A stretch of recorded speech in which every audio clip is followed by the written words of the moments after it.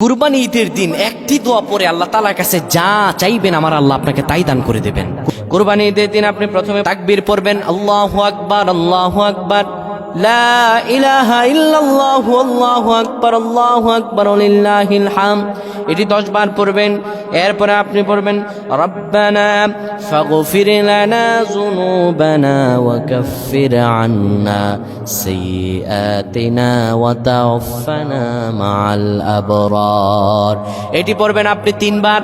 এরপরে আপনি আবার 10 বার পড়বেন, রব্বানা আতিনা ফিদ দুনিয়া হাসানাতাও ওয়া ফিল আখিরাতি হাসানা ওয়া কিনা আযাবান নার। 10 বার পরে 10 বার দুরূদ পড়ে আল্লাহ তাআলার কাছে দোয়া যদি করতে পারেন, আমার আল্লাহর কাছে আপনার চাইতে দেরি হবে, কিন্তু আমার রব্বুল আলামিন আপনার দোয়া কবুল করতে দেরি করবেন না।